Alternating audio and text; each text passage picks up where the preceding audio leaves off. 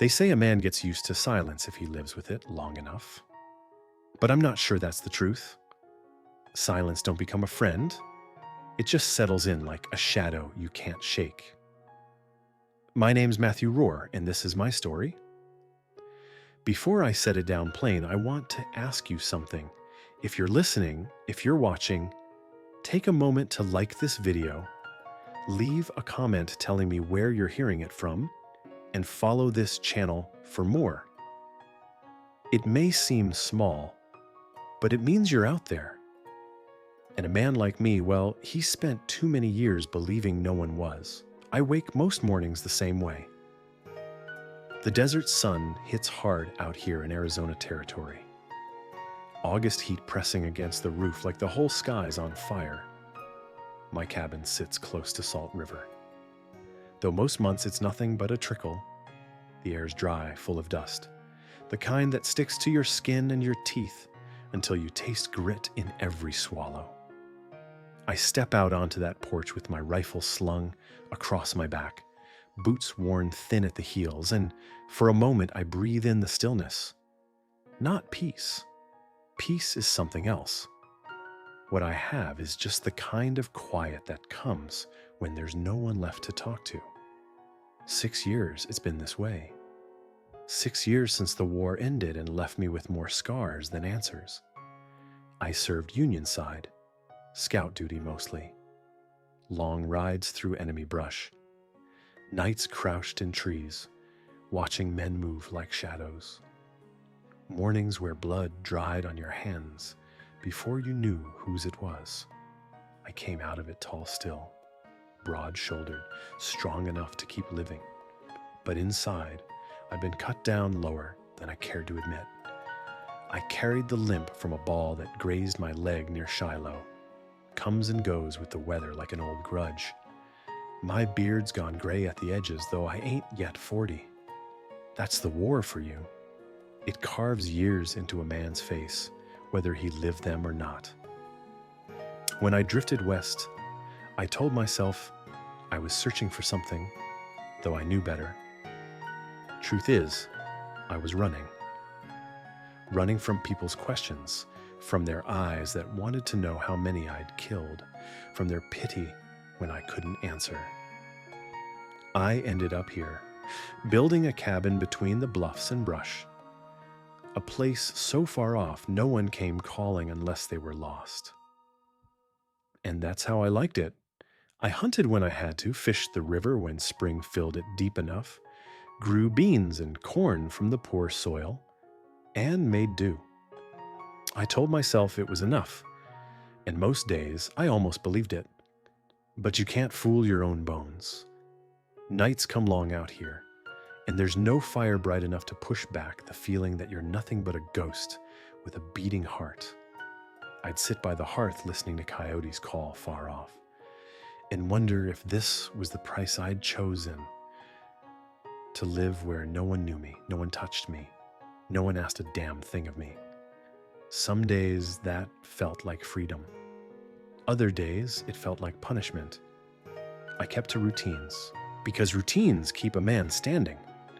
I'd rise at dawn, tend to the mule, pour water at the trough, sharpen my knife against the porch rail.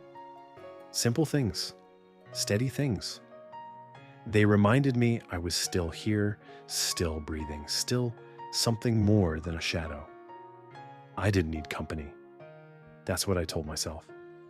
A man who has lived through the war don't go searching for ties he might lose. Better to keep the world at arm's length, safer that way. Still, there were mornings where my chest felt hollow. I'd stare out at the dry flats, the ground baked so hard boots left no mark. And I'd think about voices I hadn't heard in years. My brother's laugh, my mother's hymn on Sundays, even the sound of men's talk around a campfire. Memory has a cruel way of filling silence, and out here, silence was all I had. I knew folks nearby called me a recluse, said I was hard-faced, unwelcoming.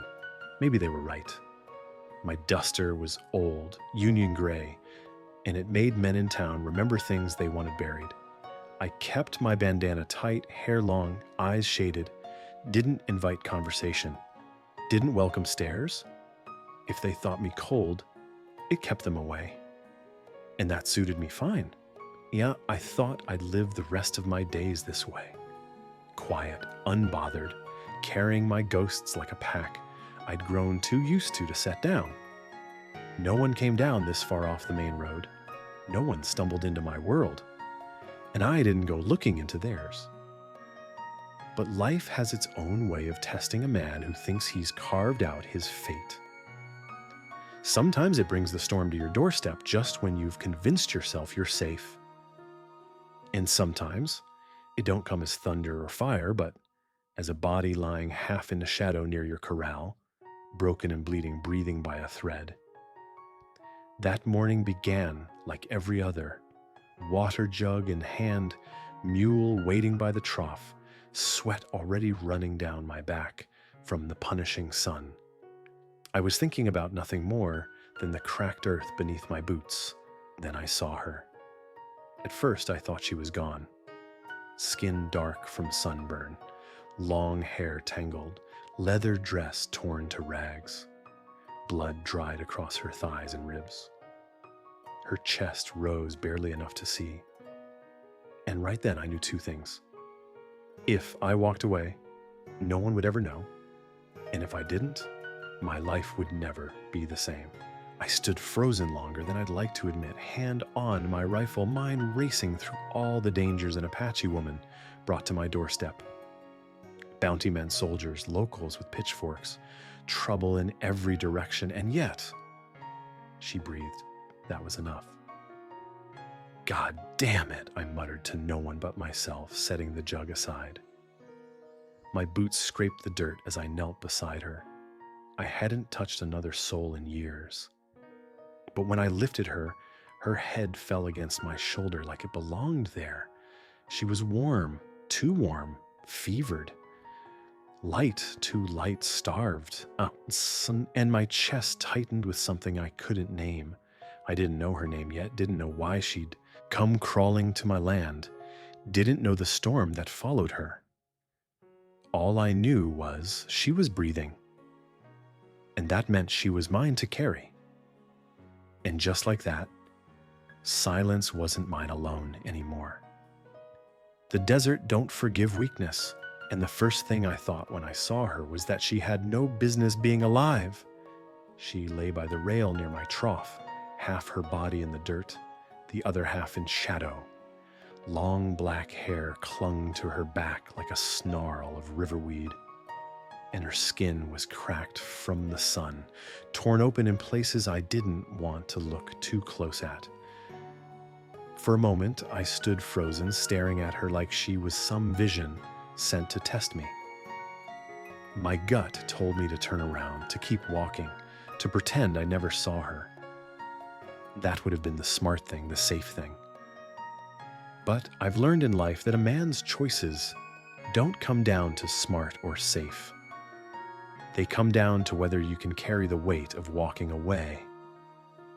I shifted the jug in my hand, my throat dry, the heat pressing at the back of my neck. She was small, too small for the trouble she'd bring, but I could see her chest move just barely. The rise and fall was so faint I thought maybe I imagined it, but when I stepped closer I heard the sound of breath, rough and shallow. That sound tore at me, the sound of someone clinging to life when they should already be gone. My hand drifted to my rifle, not because she was a threat. She couldn't lift her head, but because of what her being here meant. Apache meant questions. Apache meant blood. If she was running, someone was hunting. Men, maybe soldiers, maybe bounty killers. If I carried her inside, I'd be carrying their wrath with her. For a long moment, I stood there, jaw tight, heart pounding harder than it should have.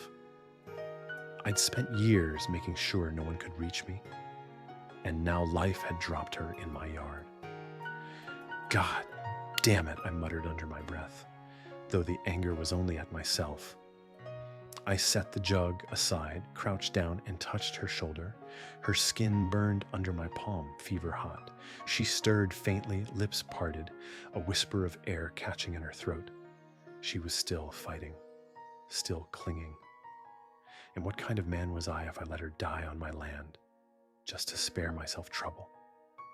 I slid my arms beneath her. She was light, too light, like bones wrapped in leather.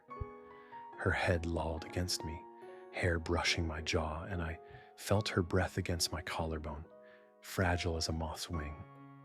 It had been years since I'd held another human being, and it shook me in a way I wasn't ready for.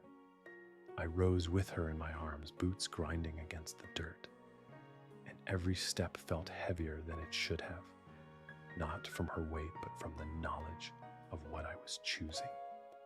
Inside the cabin, I kicked the door shut and cleared the cot with one arm. Tools clattered to the floor, blankets spilled across the boards. I laid her down as carefully as I could, her body twitching once, a spasm of pain pulling at her face. She didn't wake. I stood over her a moment, just breathing, my own chest knotted tight. Her dress was torn, leather cut ragged down the side. Blood caked over her thigh and ribs, a knife wound maybe, days old. Infection had already crept in. I knew if I didn't act fast, she wouldn't see another sunrise. My hands worked on their own then, falling back on habits I thought I'd left in the war. I boiled water in the tin pot, tore strips from an old shirt, threaded a needle with what was left of spall and gut. My whiskey, meant for lonely nights, became medicine. When I cut away the leather at her thigh, I saw the bullet had passed through. But the wound was angry, red and swollen, dirt packed in like she'd tried to fix it herself. Her side was worse, a jagged slash held together by nothing but luck.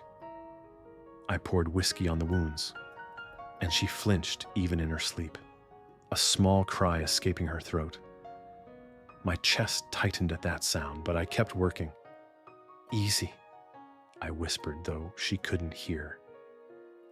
When I pressed the needle through her skin, her hand jolted up, weak but fierce. She grabbed my wrist like she meant to stop me. I caught her hand in mine, firm but gentle. Stop. Just don't move, I said, my voice low, steady. She let go, her fingers falling limp. I stitched her slow, careful, each pull of thread, feeling like a vow I hadn't agreed to but couldn't break. The fire popped behind me, outside the mule braid, and I kept on, binding her together one stitch at a time. By the time the sun dipped low, she was still breathing, steadier now. I sat back at the table, rubbing my jaw, my body heavy with more than exhaustion. I'd crossed a line. She wasn't just some stranger in the dirt anymore. She was mine to keep alive. And that meant whoever wanted her would find me standing in the way. That night, I didn't sleep. She murmured words in her fever, Apache sounds I couldn't understand. Maybe prayers, maybe names. Her head turned on the pillow, her dress slipping lower than it should have, skin pale against the firelight. I forced myself to look away, not out of shame, but out of respect. She was broken, not by her own choosing, and I wouldn't add to it. I sat by the hearth, rifle leaning at my side, eyes fixed on the slow rise and fall of her chest. Every few minutes, I caught myself thinking she might stop breathing, but she didn't. And with every breath she drew, the weight in my chest grew heavier. I hadn't wanted company. I hadn't asked for it. But life don't ask what we want. It lays it at our feet, bleeding and raw, and dares us to choose. I chose her. I chose to keep her alive. And I knew, even before she opened her eyes, that nothing about my life would be the same again. I spent that first night half listening to the fire and half listening to her breathing, afraid of which sound would fade first. She lay on my cot, stitched and bandaged, her skin burning with fever. I had given her what care I could. Whiskey boiled, water, strips of cloth torn from an old shirt. And it didn't feel like enough.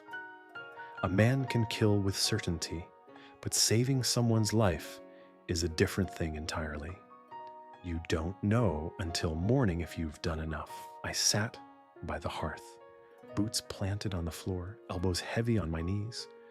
Every so often her body twitched, a shiver, a spasm, her lips moving around words I couldn't catch. It wasn't English, soft syllables, Apache, names maybe, or prayers, or ghosts. I didn't know, and it wasn't for me to know. My job was to sit, to watch, to make sure the thread held. I'd seen men die with less wound than hers. I'd seen men live when no one thought they could. There's no rule in it, no fairness, just the stubborn will of a body that refuses to give up. The fever dragged on into the small hours. Sweat gathered at her temple, rolling down into her tangled hair. I fetched water from the basin, dipped a rag, and laid it against her brow. Her skin was fire under my palm, but she stilled at the touch, the restless shifting easing for a breath or two. I held the rag there longer than I needed to, not for her comfort alone, but for mine. It had been years since I touched anyone with care, years since I'd felt another person's warmth against my hand without blood between us.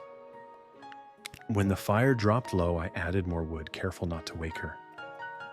The cabin smelled of smoke, whiskey, and sickness. Outside, coyotes yipped at the edge of the flats. The mule shifted near the trough. I should have been tired, but I wasn't. My body was still, but my mind wouldn't rest. I thought about why I hadn't walked away.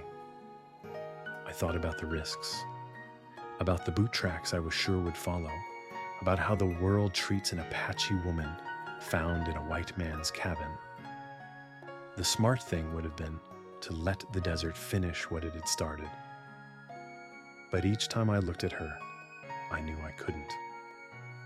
She wasn't just another body left to die. She was alive against all odds, and that meant she was mine to protect, at least until she could stand again. Towards dawn, the fever broke a little. Her breath grew steadier, though her chest rose and fell shallow. The rag slipped from her forehead, and I replaced it without thinking. Her dress, torn low from the fight she'd come from, had slipped again across her shoulder, leaving more bare skin than a man had any right to look at. I turned my eyes away. She wasn't here for my gaze, and I wouldn't let myself dishonor what little trust her unconscious body had given me. I pulled the blanket higher, careful not to tug against the stitches. When the first light crept through the chinks in the wall, I leaned back in the chair, rubbing at my eyes. My muscles ached from sitting, but I didn't dare leave her. I told myself I was keeping watch for danger outside, but I knew the danger was already inside me, the danger of caring again, of letting someone close. By midday, she stirred, her eyes open to slits, deep brown, sharp, even through the haze of fever. The moment she saw me, her whole body tensed. Her hand jerked toward her hip, searching for a knife that wasn't there. I didn't move, just held her gaze. "You're safe," I said, my voice rough from silence. "You're in my place, found you outside. No one else is here." She blinked, her lips dry and cracked. I poured water into a tin cup and held it out. She stared at my hand like it might strike her. "Drink," I said gently. "You need it." For a long moment, she didn't move.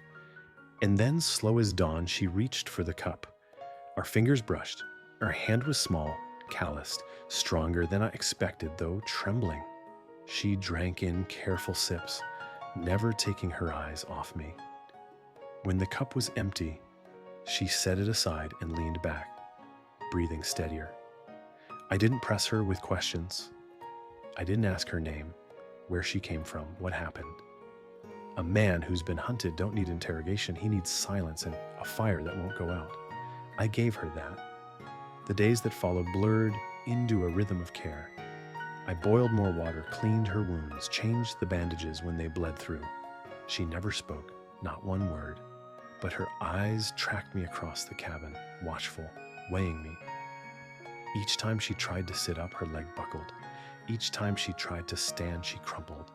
I caught her once, arms circling her just as she collapsed against me. Her shoulder brushed my chest, her breath ragged with frustration. She tried to push me away, but I didn't let her fall. "You don't have to prove anything," I said quietly. "You'll walk again, but not today." She turned her face aside, angry or ashamed, maybe both. I carried her back to the cot and set her down, gentle as I could. Nights were the hardest. The fire snapping, her quiet murmurs filling the room, and me sitting in that chair with my rifle nearby. Sleep came in scraps, but I didn't mind. I'd lived too many years with nothing but my own company. Now there was someone breathing on the other side of the cabin, and that changed everything. One evening, as the wind died and the desert grew still, I caught her watching me, not with fear this time, but with something else. Weariness, yes, but also a kind of recognition, like she'd been waiting to see whether I'd turn my back on her, and now she knew I wouldn't. I nodded once, not needing words. She didn't look away. It was a small thing, a flicker in the space between us, but it was enough. I'd stitched her wounds and cooled her fever, but something else was mending here, something I hadn't expected. And though she hadn't spoken yet, I knew the silence between us wasn't empty anymore. It was a bridge. It was the third morning when she spoke. I'd been pouring water into a cup, half awake from another night in that chair by the hearth, when I heard her voice for the first time. Soft, broken, shaped by an accent I'd only heard on the far edges of camps during the war. "Sana," she whispered. The sound made me stop mid-pour, water splashing over the rim. I turned slow, not sure I hadn't imagined it. She was watching me from the cot, eyes half-lidded, her hand weak but moving enough to point at herself. "Sana," she said again, firmer this time. I set the cup down, staring at her like the world had shifted under my boots. A name is more than a word. It's a claim, a spark, a piece of a person they're willing to hand you. I felt it like a stone in my chest. "Sana," I repeated, letting the sound sit heavy on my tongue. I tapped my chest. "Matthew." Her lips moved, shaping it in silence, trying it out. The way her mouth formed the syllables made my throat tighten. She looked at me a long moment, then blinked slow, as if the smallest bit of trust had settled between us. I picked up the cup, carried it to her, crouched beside the cot. Our hands brushed again as she reached, but this time she didn't flinch. Her fingers were steadier, though still thin, the knuckles raw. She drank, her eyes never leaving mine. I didn't press her with questions. I just gave her what she needed and stepped back. Sometimes that's all a man can do, be steady until someone decides to lean. The hours that followed felt different. The silence wasn't the same silence that had filled the cabin before. It had a weight now, not empty but full, like the air after a storm when the ground is still breathing. I went about the chores, fetching wood, hauling water, checking the snare line. But each time I stepped back through the door, her eyes followed me. Not with suspicion, not entirely, but with a sharpness that told me she was measuring what kind of man I was. That evening, as the light bled red across the ridge, I saddled the mule and walked the trail upriver to check the traps. The land was quiet in that way that never means safety. Every shadow stretched long, every sound sharper than it should be. And then I found them. Bootprints in the dirt, not mine, not hers. 3 sets, 2 men walking, 1 horse, the heel of 1 boot dragged like the man was tired or wounded. I crouched low, pressing my fingers to the earth, feeling the shape of the tread. They were close, too close. The hair on my neck rose as I traced the direction, east, toward the ridge. Maybe they'd passed through yesterday, maybe earlier. Either way, they were following, and the timing was no accident. She hadn't just wandered onto my land. She'd been chased here, drawn by the thin thread of smoke from my chimney or the glint of water in the trough. I made it back to the cabin before the sun went down, every step heavy with the certainty of what was coming. Inside, she was asleep again, curled on her side, her breath slow. The bandage on her thigh had shifted, bearing the wound I'd stitched. I bent low, tugging the blanket back over her leg, careful not to wake her. My hand lingered a moment, hovering in the air, before I pulled it back. I sat near the door that night, rifle across my lap, revolver on the table within reach. My boots stayed on, my ears tuned to every crack of wood, every call of coyote, every gust of wind that sounded too much like a footstep. Sleep never came. And I didn't want it. Men had been close, and men that close always circled back. Toward dawn, the fire had burned low, the room washed in pale blue light leaking through the chinks in the wall. She stirred, pushing herself up slow, her hand braced against the cot. She winced at the pull of the stitches but didn't cry out. Her eyes found me. I leaned forward, voice rough. Better? She nodded once, small but sure. Then after a pause, she shaped words in English, halting and low. Thank you. It was the first full thing she'd said. The sound of it made something shift in me, sharp and unexpected, like a blade being pulled from a wound that had festered too long. I cleared my throat, not trusting myself to speak much. I stood, poured her more water, brought it over. Who are you running from? Her jaw clenched, eyes dropping to her lap. For a long while, she said nothing. The fire cracked. Outside, the mule snorted. Then her voice came again, broken but direct. 3 white men. They killed my uncle, shot my brother. I didn't move. I let the words settle, heavy as stones. They take me, tie hands, say, sell me south. Her tone was flat, mechanical, like she'd worn the story thin, repeating it to herself just to survive. My hand curled into a fist, nails biting into my palm. I forced myself to breathe slow. How far? I asked. She shook her head, eyes dark. Many nights. No food. You came alone all that way? I asked, not doubting, just trying to measure the depth of what she'd endured. Another nod. I leaned back, rubbing at the back of my neck, staring at the floorboards. I wasn't good with words, never had been. But I knew then that turning her out wasn't an option anymore. Whatever line I thought I could hold between her life and mine had already been crossed. She wasn't just a stranger in my cabin. She was someone who had clawed her way out of hell, and I wasn't about to let the fire take her back. I looked at her again. She met my eyes, waiting. Maybe testing if I meant what I hadn't yet said. I didn't repeat myself. I didn't need to. They come here, I said finally, voice low, certain. I'll deal with it. Her gaze lingered on me, steady, unblinking, like she was weighing the truth of my words.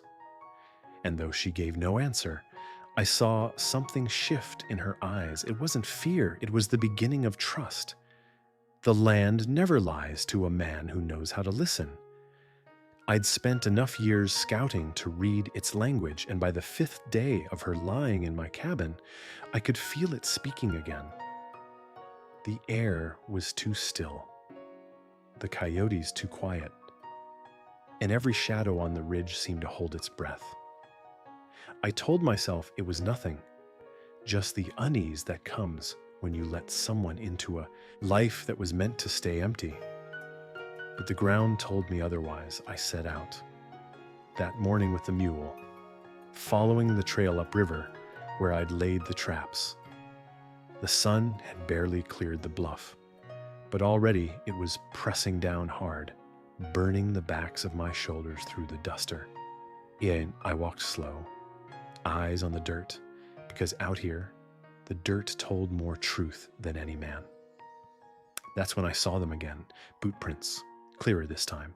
3 sets, just as before. 1 horse, 2 men walking. The drag of a heel across stone where one of them limped or staggered. They hadn't just passed through, they'd circled. I crouched low, pressed my palm into the print, feeling the depth of it. Not fresh, but not old either. Less than a day, maybe closer. Close enough that the hair on my neck stiffened. I straightened. Hand on my revolver, though there was nothing but empty brush around me. Old habits, old ghosts. I'd spent years tracking men in silence, reading how far they were, how tired, how desperate. These men weren't lost. They were hunting, and I knew damn well who for. The thought of them on her trail pulled something tight in my chest. I'd found her bleeding, broken, half dead, and even then she had a fierceness in her eyes. She wasn't just surviving for herself. She was carrying something more, dignity maybe, or rage, or just plain will. To think of men circling close, waiting for the chance to drag her back, it lit a fire in me I thought had burned out years ago. By the time I got back to the cabin, the sun was high. My shirt clung with sweat, my throat dry, but my hands wouldn't stop trembling with the knowledge of what was coming. I pushed the door open and found her sitting up, braced on one arm. The blanket had slipped to her waist, her braid half unraveled across her shoulder. She looked at me, sharp as ever, reading something in my face before I spoke a word. "Tracks," I said. My voice came out lower than I meant. "Men not far." Her jaw tightened.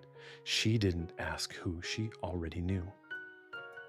She dropped her eyes to her lap, her hands twisting together, the scars on her knuckles still raw. For a long while, she didn't speak.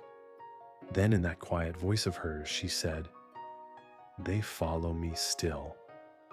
I set my rifle against the wall, pulled out a chair, and sat across from her. "Not for long," I told her. It wasn't bravado. It was the plainest truth I had.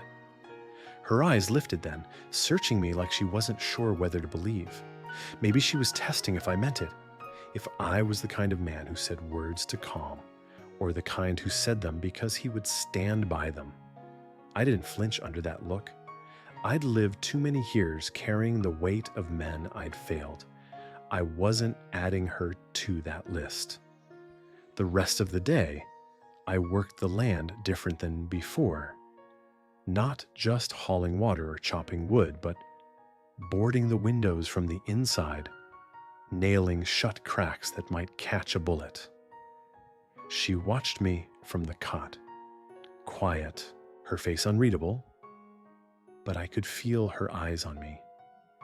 I stacked crates behind the door, checked the rifle twice, cleaned the revolver until the chamber gleamed. It wasn't panic, it was preparation. The kind of ritual a man falls into when he knows the storm is already on the horizon. She tried to stand that evening, stubborn as she'd always been. Her legs shook under her, stitches pulling, but she pushed forward, hand braced against the table. I stepped toward her, ready to catch her if she fell. She didn't look at me, just gritted her teeth and forced one step, then another. By the time she collapsed into the chair, sweat beaded her forehead, her breath harsh, but her eyes burned with triumph. "You'll walk again," I said. She looked at me then, something soft flickering behind the sharpness. "If I stay," she whispered, "they burn it down." I shook my head, then we rebuild. Her lips parted like she wanted to argue, but no sound came. She just stared at me. And in that silence, I felt the ground shift between us. She wasn't a guest anymore, not just someone I'd dragged from the dirt. She was here, and whatever trouble followed, it would meet us both. That night, I sat near the door again, rifle across my knees. The fire glowed low, shadows climbing the walls. She lay on the cot, her breathing steady now, but every so often I'd glance over and see her eyes open, watching me through the dark. Not with fear, not anymore, but with something closer to recognition. I leaned back, closed my eyes a moment, and let the weight of it sink in. I hadn't asked for this. I hadn't asked for anyone to step into the silence I'd carved for myself. But life doesn't ask. It throws a wounded soul in your path and waits to see what kind of man you are. I'd seen the tracks.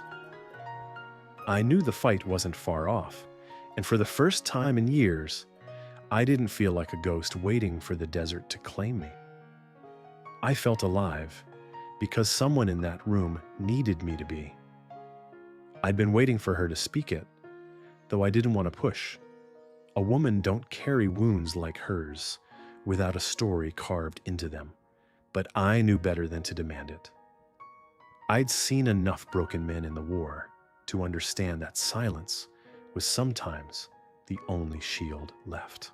Man, but still, the truth has a way of surfacing when the body begins to heal. And that night, as the fire burned low and shadows leaned heavy across the cabin walls, she finally told me. She was sitting in the chair near the hearth, her bandaged legs stretched out, her dark hair falling loose around her shoulders. The blanket I'd draped over her earlier had slipped, but she didn't seem to notice. Her eyes were on the fire, sharp and distant. I sat across from her, sharpening my knife out of habit more than need, waiting on the quiet to settle. Then her voice broke it, soft but steady. "My uncle," she said. Her accent bent the words, but I caught them clear enough. "They shot him. My brother too." I froze, the whetstone still in my hand, and lifted my eyes to her. She wasn't looking at me, just at the flames, like she was afraid if she turned her head, the memory would catch her whole. "They came," she continued. "3 white men, horses. They wanted trade." Her jaw tightened, knuckles pale against her lap. "My uncle tell them no. My brother laugh. They shot him first. No reason. Just for laugh too." Her voice didn't break, and that made it worse. It was flat, stripped of every tremor, like she'd told herself this story too many times already. My chest ached hearing it, the weight of it pressing down like old stones. "They tied me," she said, "hands, ropes, took me." Her eyes flicked up then, just once meeting mine. "Said sell me south, say I worth something." I couldn't answer at first. My throat was thick, my teeth clenched so tight my jaw hurt. I set the knife aside, my hands shaking. "You cut loose?" I managed finally. She nodded just once. "One night I burned rope with fire. I did not scream." She lifted her hand, showing me a faint red line across her palm, half healed. "I killed one, the young one, knife in throat. I ran." The cabin went so quiet I could hear my own pulse. I thought of the boot prints I'd seen on the ridge, the way they circled. Not bounty men after all. Not entirely. Revenge. That was what chased her. She lowered her hand, staring at the scar like it didn't belong to her. "But 2 still alive," she said. "They follow." I leaned forward, elbows heavy on my knees, my voice low. "They come here. They'll never leave." Her eyes snapped to mine, searching, measuring, as if she needed to see whether I was a man of words or a man of weight. I didn't look away. I'd buried too many ghosts of my own to pretend otherwise. For a long moment, neither of us spoke. The fire cracked, coyotes yipped far out in the flats, and her eyes softened just a fraction, enough to let me know she believed me. I sat back, running a hand through my hair, letting out a breath I didn't realize I'd been holding. "I'm sorry," I said quietly, though I knew the words meant nothing. Sorry couldn't bring back her brother's laugh, or the uncle who had stood between her and the world. Sorry couldn't erase the rope burns or the blood on her hands. But it was all I had, and I wanted her to know I wasn't deaf to her pain. She looked back at the fire, her voice quieter now. "I thought maybe I'd die out there, but not die." "No," I said. My voice carried more weight than I meant. "You're here." Her lips pressed together, trembling just once, then still. She leaned back in the chair, her body weary, but her eyes sharper than I'd ever seen them.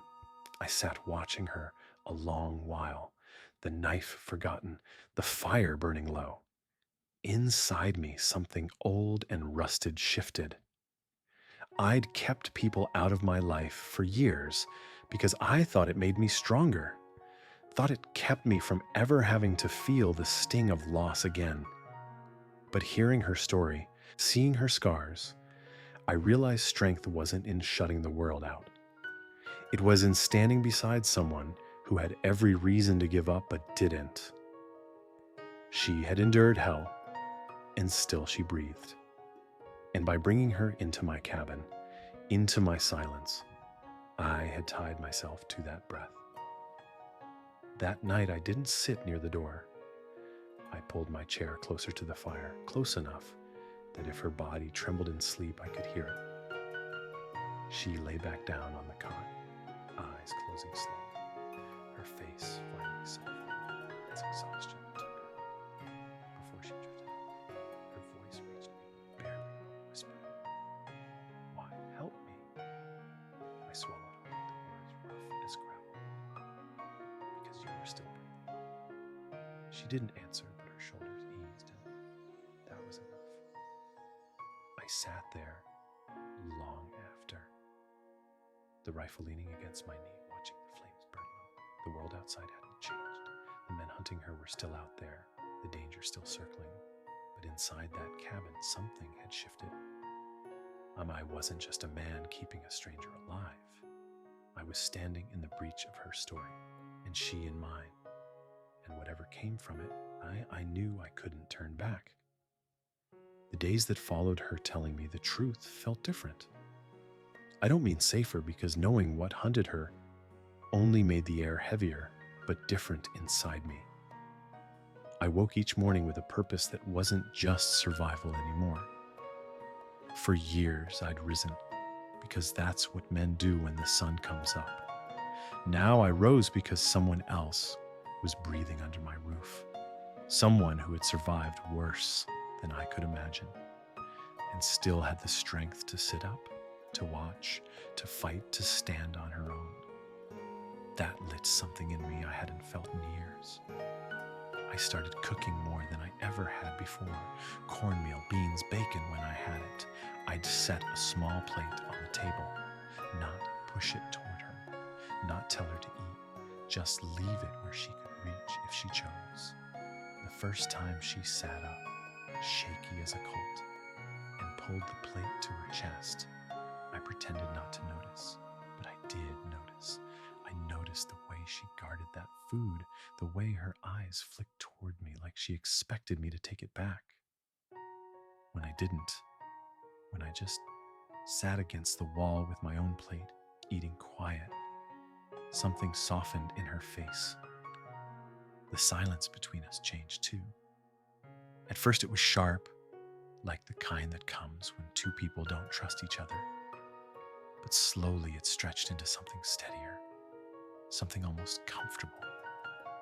I'd work outside, splitting wood or checking the traps. And when I came back through the door, she would already be watching me, not with fear anymore, not entirely. It was more like she was measuring who I was with every step I took. One afternoon, I found her struggling to stand. She'd pushed herself up from the cot, her hands gripping the edge of the table, her face set hard with determination. I crossed the room quick, ready to catch her when her leg buckled.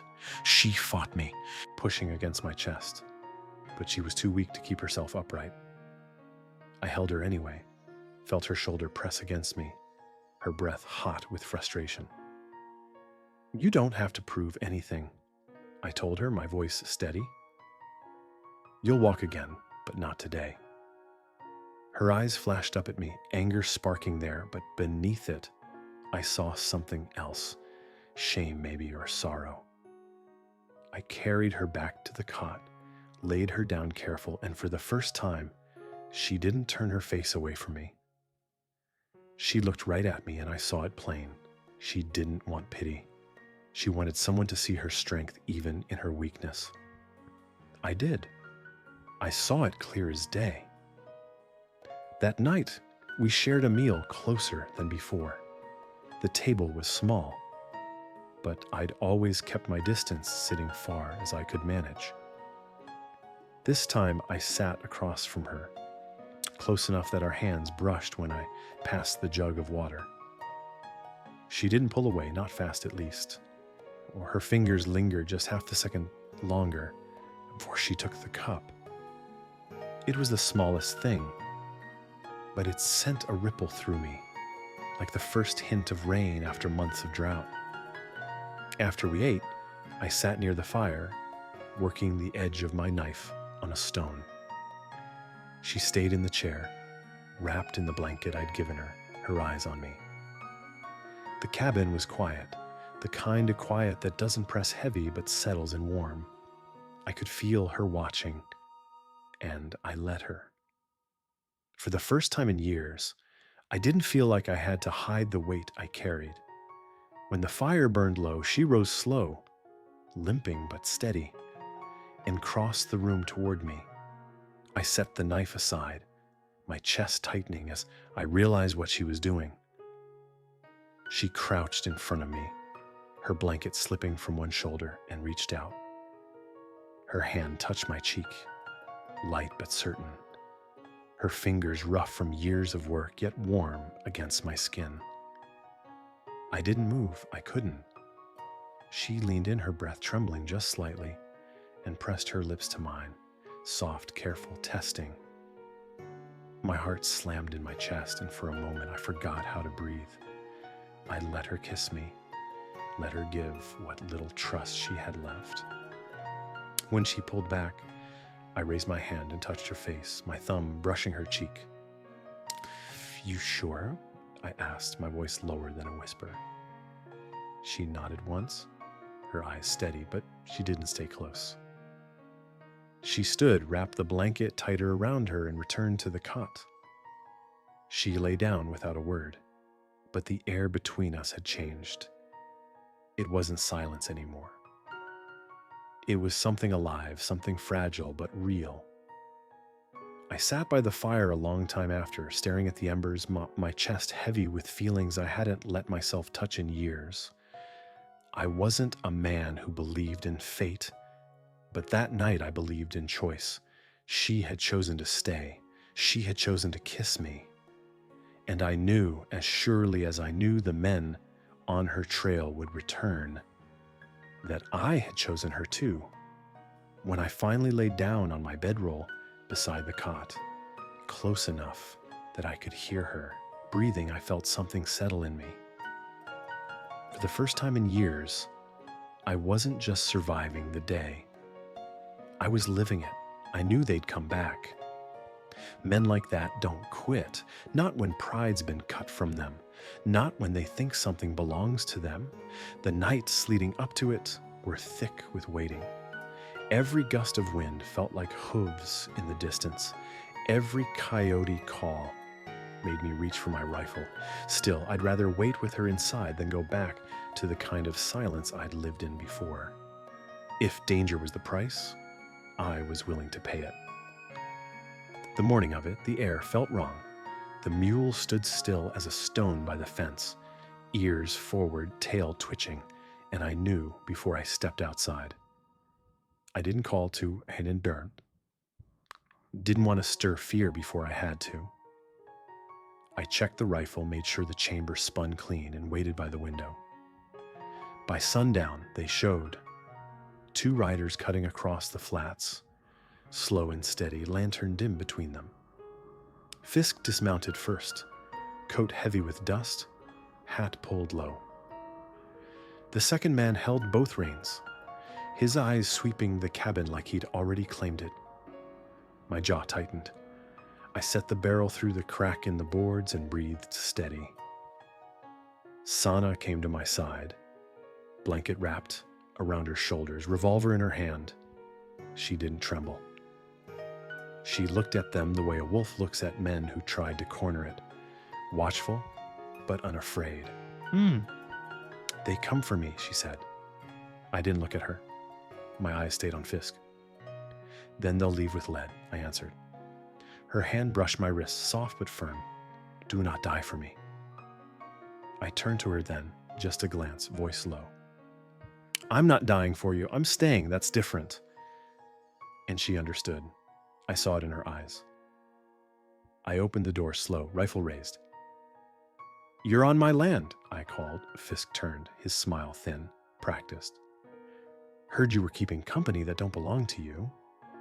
His voice carried easy, smooth as a snake sliding over a rock. Ain't keeping anyone, I said. She stays because she wants to.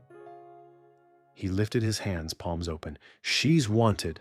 Property, taken during trade. You interfere, it's your problem. Behind him, the second man reached into his saddlebag. I cocked the rifle, sharp and loud. Move your hand again and you're dead. He froze, the leather strap dangling from his fingers. Fisk chuckled low. You really want to die over an Apache? I stepped onto the porch, my boots grinding against the wood. I've died over worse. For a long breath, none of us moved. Dust swirled in the last of the daylight. My finger rested steady on the trigger. I wasn't bluffing, and Fisk knew it. Finally, he lowered his hands. We'll be back, he said, and next time, we don't talk first. I didn't reply. I kept the rifle trained until they turned their horses and rode slow into the dark, not retreating, just circling. I shut the door behind me, the wood trembling as it latched. Sana set the revolver on the table, her breath sharp. You knew they'd come? Yeah, I said, and I'll be here when they do again. Her eyes lingered on me, unreadable, then softened. They won't stop. If you keep me here, they burn it down. I met her gaze, steady. Then we rebuild. Her lips parted like she wanted to argue, but instead she stepped closer. Her hand pressed against my chest, and before I could draw another breath, she kissed me again. Not the cautious brush from before, but slow, fuller, like she'd made her choice. I pulled her against me, one hand on her waist, feeling her tremble and steady all at once. When she finally drew back, she whispered, You want me here? Yes, I told her, no hesitation. That night, we didn't sleep far apart. She lay on the cot, and I pulled my bedroll beside it, no wall between us anymore. Around midnight, I heard them, hoofbeats, steady, closing. My chest tightened, but I rose quiet, rifle in hand. Sana sat up too, wrapping the blanket around her, hair falling loose across her shoulders. She tied it back with quick fingers, then picked up the revolver. Through the crack in the window, I saw them. Fisk again, and the other man, riding harder this time. No lanterns, no patience.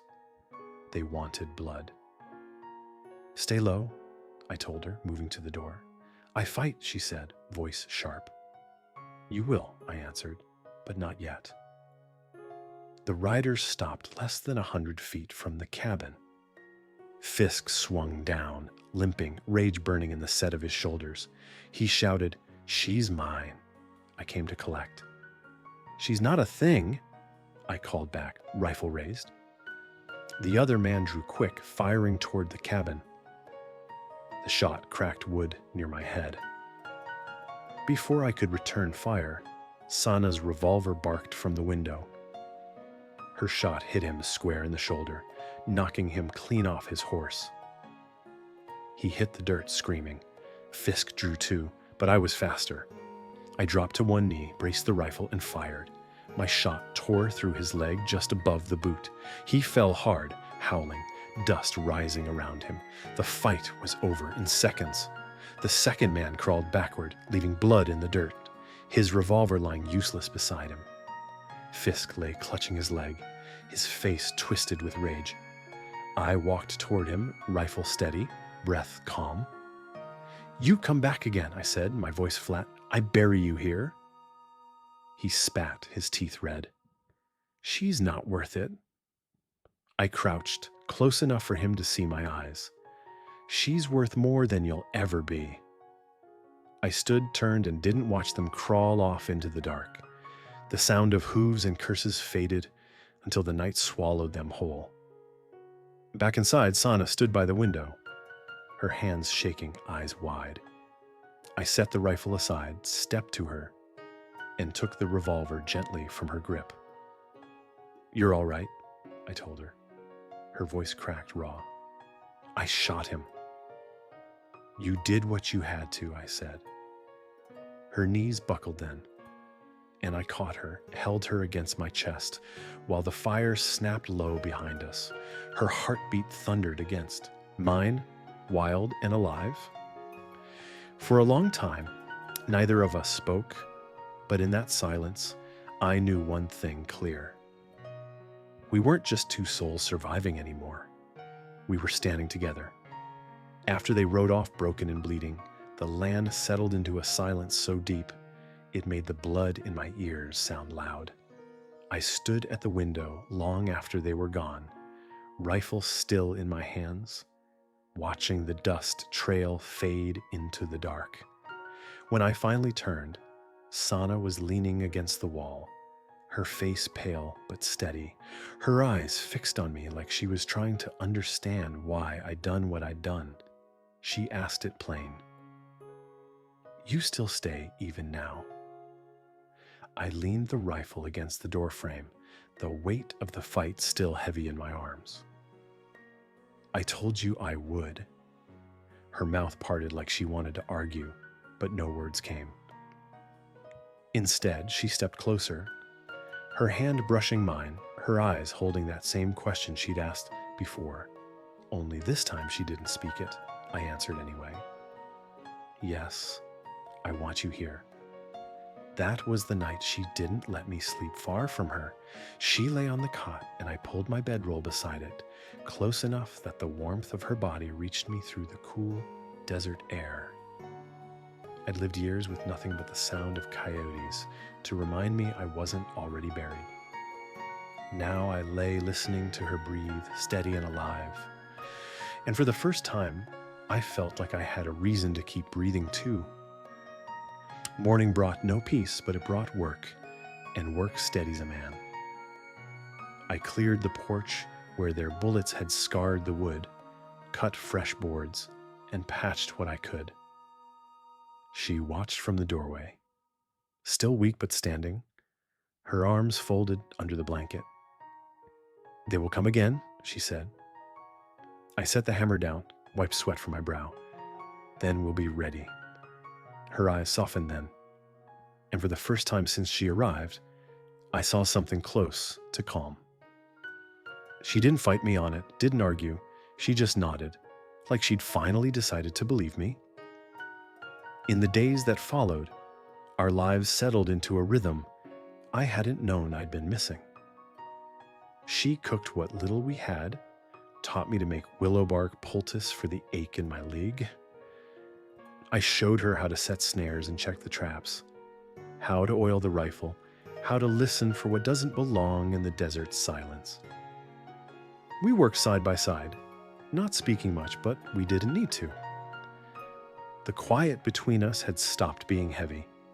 It had become ours. One evening I came in from hauling water to find her at the table with a strip of cloth in her lap, sewing with steady hands. She looked up, her dark hair falling across her cheek, and said, "This place, it is yours, but now it is mine too." I set the bucket down and sat across from her, letting her words sink in. She had no ring, no preacher's blessing, no paper signed in town.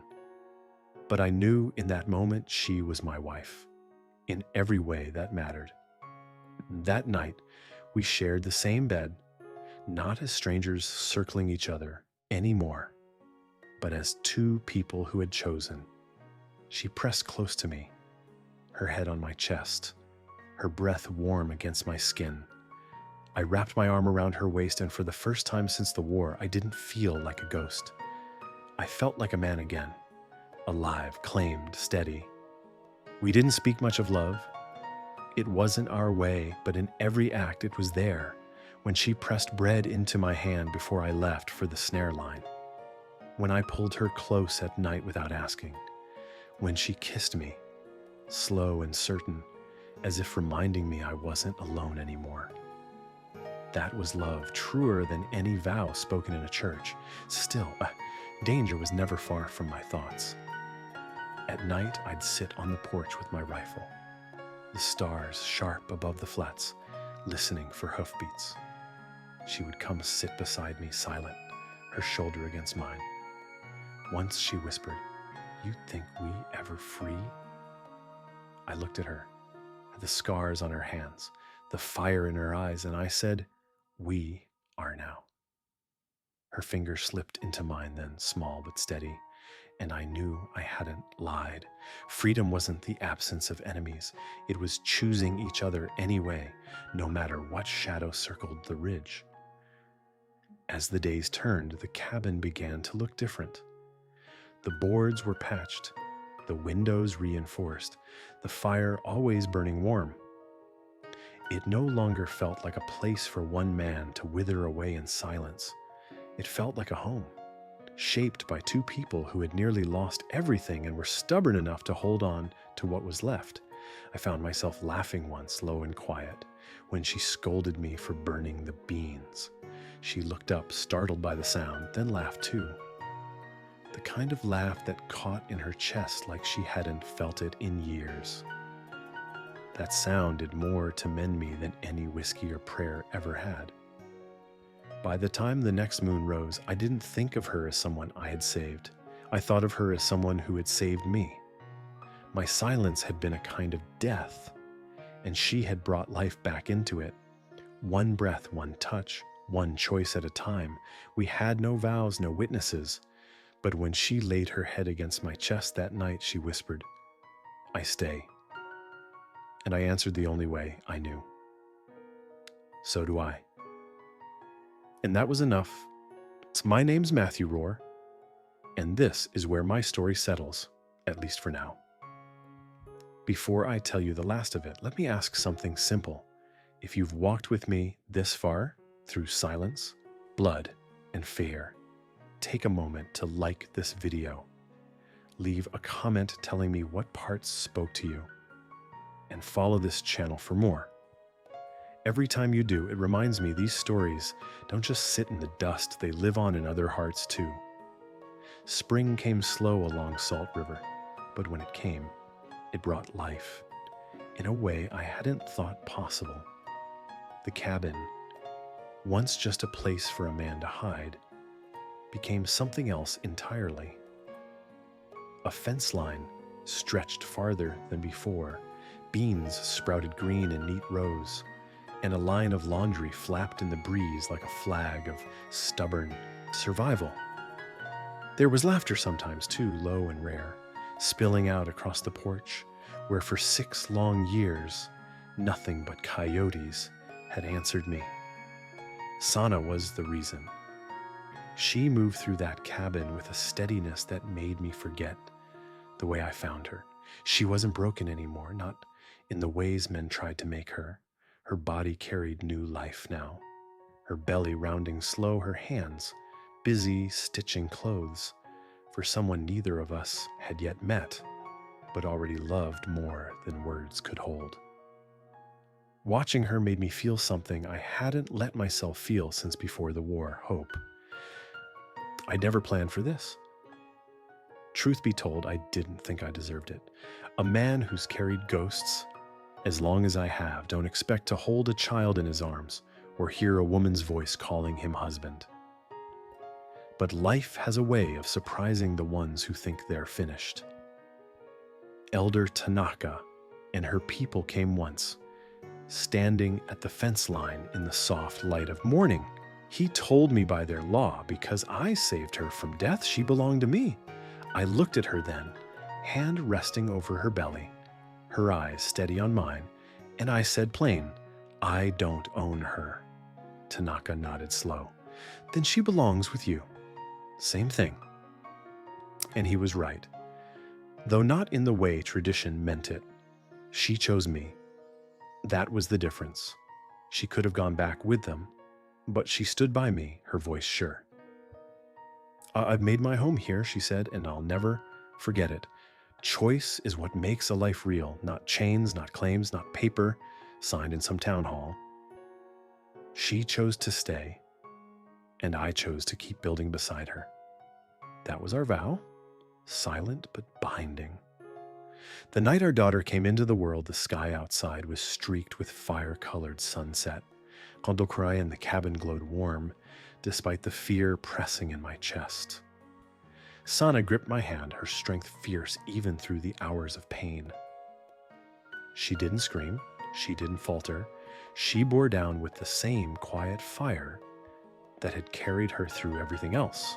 Shananets, and when the baby finally slipped into her arms, crying strong and sure, Sana's face broke open with a joy so raw I felt my own eyes burn.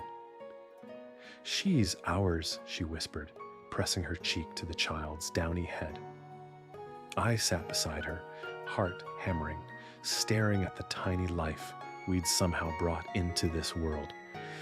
We named her Alana after Sana's mother. And in that moment, every scar, every lonely night, every battle I'd fought seemed worth it. Not because it made sense, but because it led me here. The months after her birth were full of work. But it wasn't the kind of work that weighed a man down. It was the kind that built him up. I chopped wood for the new room we were adding, and Sana stitched curtains from scraps of cloth. The baby cried at night, and we took turns rocking her near the fire. Sometimes when the desert wind howled, I'd sit on the porch with Alana, tucked against my chest, and I'd whisper to her about the stars, about the land, about how she would grow strong here, unclaimed by any man but chosen by her own heart. And in those quiet moments, I learned something I'd been too proud or too bitter to understand before. A man's strength isn't measured by how long he can stand alone, but by how steady he stands when someone leans on him. I thought solitude was survival, but it was only hiding. Living meant opening the door when trouble came, lifting a broken soul off the ground and saying, "You're safe here." Living meant letting her hand brush mine and not pulling away. I carry scars that'll never fade, from the war, from years of silence, from choices I made and ones I ran from. But now, when I feel the ache in my leg, or catch the ghosts pressing too close, I look at Sanna beside me, at our daughter's dark eyes blinking up through the firelight. And I know the past doesn't own me anymore. I've got something stronger holding me here. If you take anything from my story, let it be this. Don't mistake silence for peace. And don't mistake running for freedom. Real freedom is in choosing every damn day to stand by the ones who choose you too. That's how a home is built, not with nails and boards. but with presence. The Salt River still runs thin most months. The desert still punishes more than it gives. But this cabin isn't a refuge for one man anymore. It's a home for three, and for the first time in a long, long while, I can say it's enough.